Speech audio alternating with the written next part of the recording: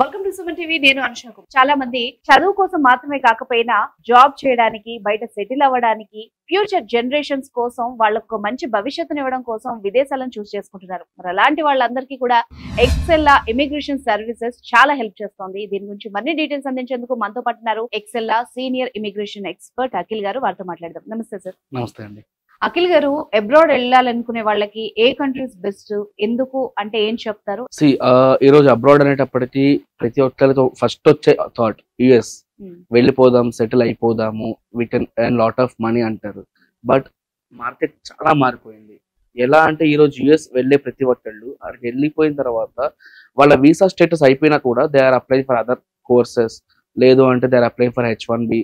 So అక్కడ settle అయిపోతున్నారు. No one is coming back. Okay, అది కాకుండా ఏ కంట్రీకి వెళ్ళినా అలానే ఉంటుంది. అండ్ ఈ రోజు మీరు చూసినట్టయితే ఆస్ట్రేలియా లేదా కెనడా, జర్మనీ, ఒక 3 కంట్రీస్ ఉన్నాయి. అవి ఏం చేస్తున్నాయి? కెనడా అండ్ ఆస్ట్రేలియా మీకు పర్మనెంట్ రెసిడెన్సీ వీసా ఇస్తున్నాయి. Okay, you can come there, you can settle there permanently, you can do whatever you want as equal to a citizen there. And Germany వచ్చేటప్పటికి German job seeker visa. ఆ visa మనకి ఒక 6 months ఇస్తారు. వచ్చి మనం job search చేసుకొని if you get a job ఆ 6 months వీసాని ఎక్స్టెండ్ చేసుకోవాలి.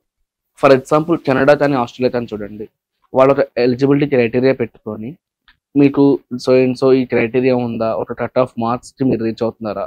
ఎందుకంటే ఫర్ కెనడా చూడండి, అవుట్ ఆఫ్ 100 67 పాయింట్స్, ఆస్ట్రేలియాకి అవుట్ ఆఫ్ 100 65 పాయింట్స్. ఆ పాయింట్స్కి మీరు రీచ్ అవుతే you're eligible to apply for PR. అలా అని చెప్పేసి ఎవరైనా అప్లై చేయొచ్చా అంటే లేదు. మినిమం గ్రాడ్యుయేషన్ ఉండాలి, ఒక 2 years ఆఫ్ ఎక్స్పీరియన్స్ ఉండాలి, ఒక సాఫ్ట్వేర్ ఇంజనీర్, లేకపోతే ఒక టీచర్, ఒక డాక్టర్, ఏదైనా ఒక డిజిగ్నేషన్ ఒక ఎంప్లాయీ అయ్యి ఉండాలి.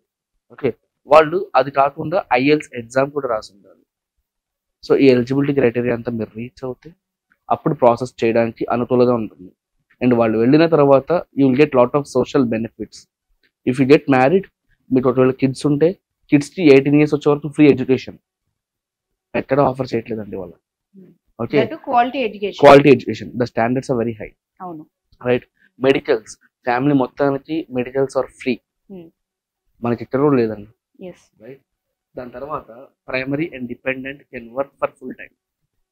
ఫర్ ఎగ్జాంపుల్ యూఎస్ చూడండి, H1 ఉంటే ప్రైమరీ జాబ్ చేస్తారు, H4 ఉంటే డిపెండెంట్ జాబ్ చేస్తుంటారు.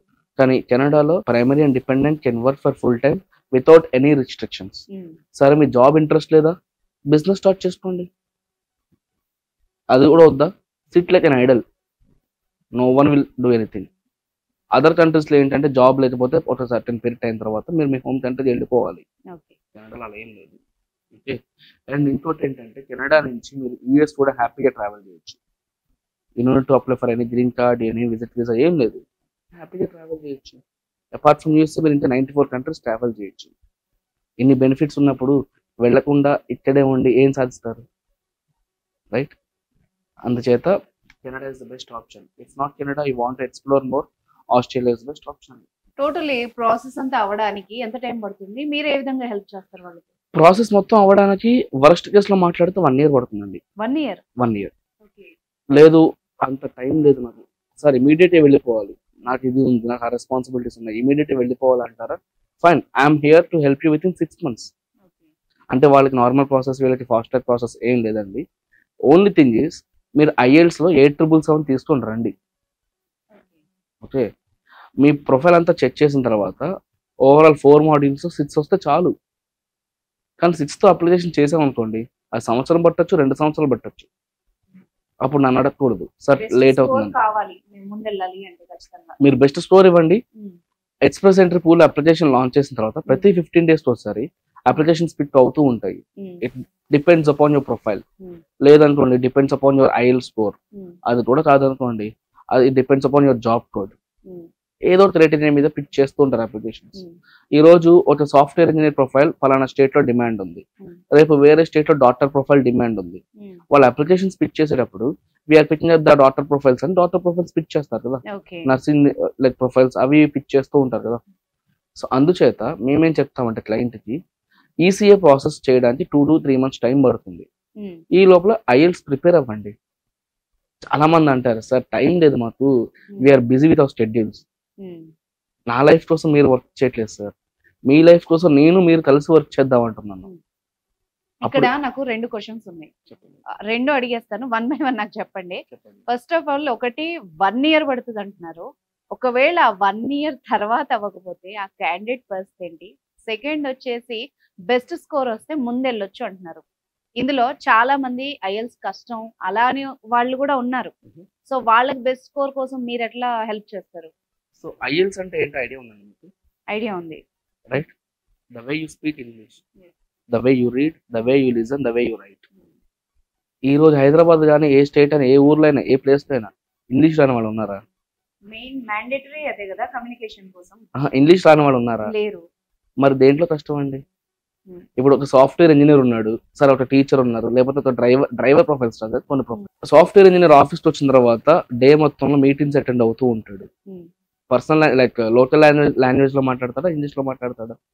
దట్టు అంటే రెగ్యులర్ గా అలవాటైన లాంగ్వేజ్ కి కొత్తగా ప్లేస్ కి వెళ్ళినప్పుడు కొంచెం వాళ్ళు ఇబ్బంది పడే వాళ్ళు కూడా ఉంటారు. మీరు అడిగేది ఐఎల్స్ గురించి అండి. అవును, నేను మాట్లాడే ఐఎల్స్ గురించి. ప్లేస్ తర్వాత మాట్లాడదాం.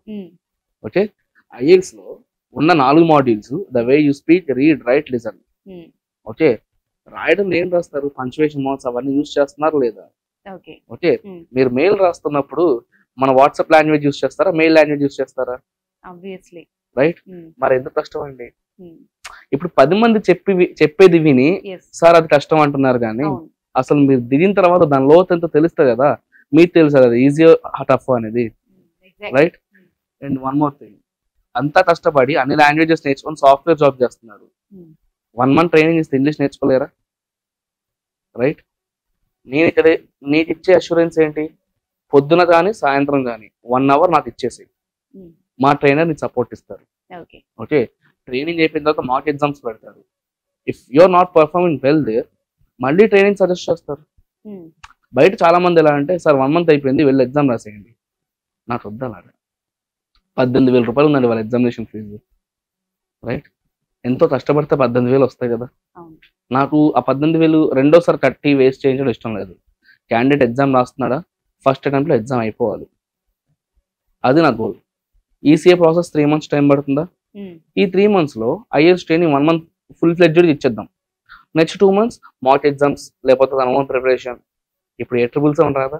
కష్టపడితే ఖచ్చితంగా వస్తుంది. మరి టఫ్ అని ఎవరు చెప్తున్నారండి? సో ఈ కాన్ఫిడెన్స్ మీరు క్యాండిడేట్ లో తీసుకొస్తే సరిపోతుంది. అండ్ సెకండ్ థింగ్, 1 year తర్వాత పరిస్థితి ఏంటని అడిగారు. అవును. Okay, express entry pool application validity 1 year ఉంటుందండి. Okay, express entry pool application ఉండాలి అంటే మీ దగ్గర వ్యాలిడ్ ఐఎల్స్ స్కోర్ కార్డ్ ఉండాలి. దానితో పాటు ఈసీఏ రిపోర్ట్ ఉండాలి. Okay, ECA report validity 5 years ఉంటుంది. తర్వాత IELTS score card 2 years validity ఉంటుంది. అంటే మీ దగ్గర టైం ఎంత ఉంది? 2 years టైం ఉంది. ఎందుకంటే ఐఎల్స్ 2 years ఎక్స్పైర్ అయిపోతుంది. అది మళ్ళీ రాయడం మనకు కష్టమైన ఫీల్ అవుతున్నారు కదా. సో అంచేత మనం ఏం చేస్తామంటే express entry pool application launch చేసి, ఒకటి ఎఫ్ఎస్డబ్ల్యూ అంటారు, డైరెక్ట్ పిక్ అయింది అనుకోండి, కెనడా మొత్తంలో మీరు ఎక్కడైనా ల్యాండ్ అవ్వచ్చు, మీరు నచ్చింది చేసుకోవచ్చు with all the social benefits. లేదు, పిఎన్పి ప్రోగ్రామ్ అంటారు. పిఎన్పి ఎలా అంటే మీకు మీ ప్రొఫైల్ ఏ ప్రొవిన్స్ లో డిమాండ్ ఉంటే ఆ ప్రొవిన్స్ అప్లై చేస్తాము. ఓకే, సో అప్పుడు ఏంటి అంటే, ఫర్ ఎగ్జాంపుల్ మీకు సస్కాచ్వన్ నుంచి ఇన్విటేషన్ వచ్చింది. సస్కాచ్వన్ మీరు ఒకవేళ యాక్సెప్ట్ చేస్తే initial 2 years you have to be there itself, because you are there to develop their economy. Okay, later you can move anywhere in Canada. Okay, and second thing ఏంటంటే madam, మీకంటూ ఒక dedicated case ఆఫీసర్ని assign చేస్తాము. The one who will be helping you from day 1 till you get here. Okay, ఎలా ఉంటుందంటే, for example మీరు నా దగ్గరకు వచ్చారు ప్రాసెస్ స్టార్ట్ చేయమని. ఫస్ట్ మీ మొత్తం మీకు బ్రీఫ్గా ఎక్స్ప్లెయిన్ చేస్తాము. వాట్ ఈజ్ వాట్, మీ ప్రొఫైల్ స్టేటస్ ఏంటి, మీరేంటి అసలు, మీరు where you're standing in Canada, ఒక క్లారిటీ వచ్చిన తర్వాత మీకు ఒక ఎవాల్యుయేషన్ రిపోర్ట్ ఇస్తాము. ఆ రిపోర్ట్ని బేస్ చేసుకొని మీ మొత్తం పిక్చర్ అర్థమైపోద్ది. Okay, this is my status in Canada, whether you can apply or not. Okay, దాంట్లో ఏముంటుంది, మీరు ఐఏఎస్లో ఎంత తెచ్చుకోవాలి, మీకు ఎంత స్కోర్ రావాలి, మీ ఏజ్ ఎన్ని పాయింట్స్ వస్తున్నాయి, క్వాలిఫికేషన్ ఎన్ని పాయింట్స్ వస్తున్నాయి, ఎక్స్పీరియన్స్ ఎన్ని పాయింట్స్ వస్తున్నాయి. Okay, if you're married adaptability points ఏమైనా ఉన్నాయా, లేదు బ్లడ్ రిలేషన్ ఉన్నారు కెనడాలో, దానికైనా అడాప్టబిలిటీ పాయింట్స్ ఉన్నాయా, అవి క్లారిటీ ఇస్తారు. మీ జాబ్ కోడ్ ఇస్తారు. ఒక 16 pages రిపోర్ట్ అంతా ఇచ్చిన తర్వాత, once you start the process, ఒక కేస్ ఆఫీసర్ని అసైన్ చేసిన తర్వాత ఒక ఓరియంటేషన్ కాల్ ఉంటుంది. ఆ ఓరియంటేషన్ కాల్లో మీరు వెస్ అలా చేసుకోవాలి, డాక్యుమెంట్స్ ఎలా సబ్మిట్ చేయాలి, ఆ వెస్ట్ పేమెంట్ చేసేది ఉంటే ఎలా చేయాలి, ఓకే ఫైన్ వెస్ట్ అయిపోయింది. ఐఎల్స్ ట్రైనర్ అంటే ఇప్పుడు డెడికేటెడ్ కేస్ ఆఫీసర్ తర్వాత ట్రైనర్ ఎలా పెట్టేయాలి అంటే ఇప్పటి వరకు 3 వచ్చారు మీ contact process. Okay, express entry pool application launch చేసిన తర్వాత ఇన్విటేషన్ వచ్చింది.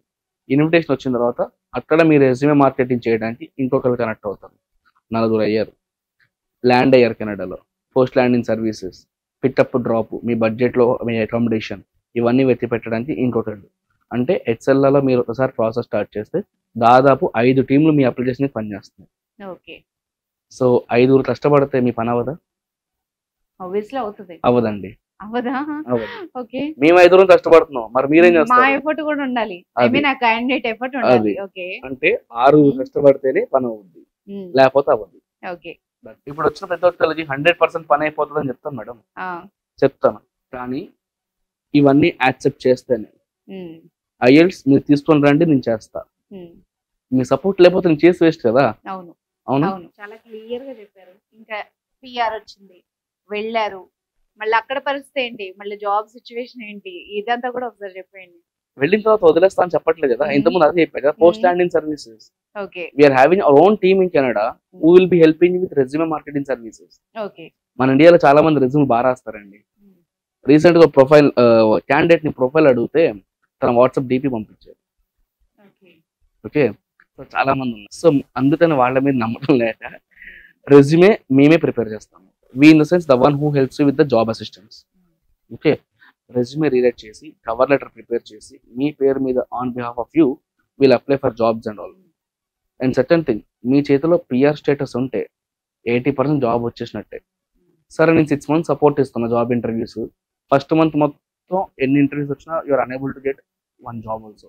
ఒక ఇంటర్వ్యూ క్రాక్ చేయలేకపోయారు, కానీ మీరు ఒక లెసన్ అయితే నేర్చుకున్నారు కదా. ఓకే, వాళ్ళు ఇలా క్వశ్చన్స్ అడుగుతున్నారు, ఇలా ఉంటుంది ఇంటర్వ్యూ అని. Second, third, fourth, fifth, sixth ఒక జాబ్ కూడా రాదా? సో రియల్ టైం ఎక్స్పీరియన్స్ లో వాళ్ళు కూడా పికప్ అవుతారు. అండ్ థర్డ్ థింగ్, వరస్ట్ కేసులో జాబే రాలే, వెళ్ళిపోవాలి కెనడాకి, వెళ్ళిపోండి. There are lot of part times. లేదనుకుంటే మీకు అన్ఎంప్లాయ్మెంట్ బెనిఫిట్స్ ఉన్నాయి. Government is paying you around $800 per month, which is called as unemployment benefits. Okay, this is one of the benefit which is offered by Canada government. That's what. So ఇన్ని ఉన్నాయి కాబట్టి చాలా మంది కెనడాని prefer చేస్తున్నారు. Yeah. So ఇక వెళ్ళాలి, విదేశాలకు వెళ్ళాలి అనుకునే వాళ్ళు ఫ్యామిలీ మెంబర్స్ నుంచి దూరంగా ఉండడానికి కూడా కొంచెం కష్టంగా ఫీల్ అవుతారు కదా. సో వాళ్ళని తీసుకెళ్లే ఆప్షన్ ఏమన్నా ఉంటుందా? మీకు ఇచ్చే పిఆర్ అంటే ఫ్యామిలీ మెంబర్స్ ఆటోమేటిక్ వెళ్ళిపోతారు. ఫర్ ఎగ్జాంపుల్ ఇప్పుడు వైఫ్ అండ్ హస్బెండ్ ఇద్దరు వెళ్ళిపోతారు వచ్చేసారి, ఫ్యామిలీ మొత్తం వచ్చేసారి వెళ్ళొచ్చు. లేదు మా పేరెంట్స్ కూడా తీసుకెళ్తా అంటారా, ఫైన్, మీరు వెళ్ళిపోండి. వెళ్ళిపోయిన తర్వాత 6 months తర్వాత సూపర్ పేరెంటల్ వీసా అని ఉంటుంది, అది కూడా పిఆర్. ఓకేనా, దాన్ని మనం సపోర్ట్ అని చాలా ఇస్తాము. అక్కడి నుంచి మీరు చేసేసుకోవచ్చు, ప్రాబ్లం లేదు. అది మన వాళ్ళు హెల్ప్ చేస్తారు, కానీ వాళ్ళకి పిఆర్ వస్తుంది. But they are not eligible to do job. Okay, they are not allowed to do job because they are in the second innings. Okay, వస్తారు మీతో పాటు ఉంటారు కానీ జాబ్ చేయరు. At the same time Excel services ఏంటి? See, XLI is here in the market from last 18+ years. Okay, my main motto ఏంటి అంటే it's not like that to run back of your money. The only thing is we want to see your happy smile. Okay, మీకు abroad వెళ్ళాలి అంటారు కానీ ఎలా వెళ్ళాలో తెలియదు.